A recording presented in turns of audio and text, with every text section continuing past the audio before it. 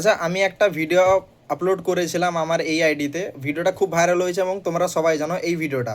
তারপরে যে আমি রিপ্লাই দিচ্ছি, একজন মুসলিম লোক কি বলেছে সেই ভিডিওটা দেখো। আবার বলছে কিনা উড়িষ্যাতে তো বিজেপি সরকার আছে, বলে উড়িষ্যাতে মুসলিম হিন্দু নিয়ে কি দাঙ্গা ভাষা আছে? আছে কি? নেই। আচ্ছা বলো, এই ইউপিতে আছে? নেই। গুজরাটে আছে? নেই। আপনার দিল্লিতে আছে? নেই। তাহলে কি পশ্চিমবঙ্গ কি একমাত্র শত্রু হয়ে যাবে বিজেপি এলে? এরা কত পা ছাড়ছে টিএমসির, দেখো কত পা ছাড়ছে এত। এবার দেখো, আমি তোমাদেরকে বলেছিলাম যে এই যে তোমার মমতা দিদি মুসলিমদেরকে ভুল বুঝাবুঝি করছে। কি করছে না, যদি বিজেপি চলে আসে আমাদের পশ্চিমবঙ্গতে তাহলে হিন্দু মুসলিম নিয়ে দাঙ্গা ভাষা হবে। তাহলে আমি উদাহরণ তোমাদের দিয়েছিলাম যে গুজরাটেও আছে, সেখানে কি হয়েছে? হয়নি দাঙ্গা ভাষা। ইউপিতে আছে, হয়েছে দাঙ্গা ভাষা? হয়নি। গুজরাট, ইউপি, দিল্লিতে আছে, হয়নি। বম্বেতে আছে, হয়নি। তাহলে পশ্চিমবঙ্গতে এলে কি দাঙ্গা ভাষা শুরু হয়ে যাবে? এখানে কি মুসলিম বসবাস করে না?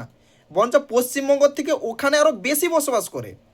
এবং মুসলিম ডেভেলপ কান্ট্রি, সরি, মুসলিম ডেভেলপ যদি স্টেট বলি না, মুসলিম ডেভেলপ স্টেট যদি বলি, তাহলে ইন্ডিয়ার মধ্যে সবথেকে মুসলিম ডেভেলপ স্টেট হচ্ছে দুটো, সেটা হচ্ছে গুজরাট এবং ইউপি।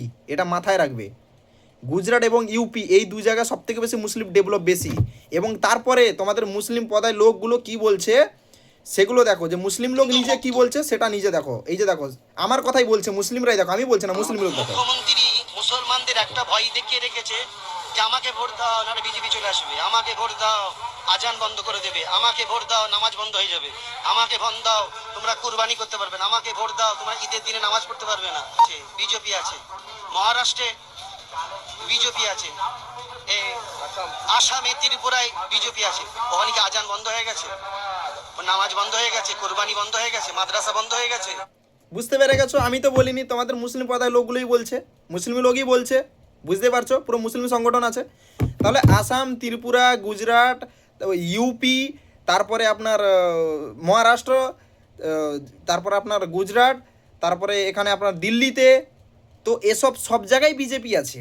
পশ্চিমবঙ্গতে চলে এলে দাঙ্গা ভাষা হয়ে যাবে? শালা এরা এত মিথ্যা। তারপরে যে এই যে টিএমসির লোকগুলা পা চাটছে, আমি খুঁজে পাই না শালাগুলা। এরপরেও এই ভিডিওটা দেখার পরে যদি তারপরে কেউ কমেন্ট করে, যদি টিএমসির কোনো ব্যক্তি কমেন্ট করে, তাহলে ভাই সে সবসময় বইয়ের ছায়ার তলায় ঢুকে থাকে। তার হাতে কোনো স্মার্টফোন নেই, তার হাতে কোনো স্মার্টফোন নেই।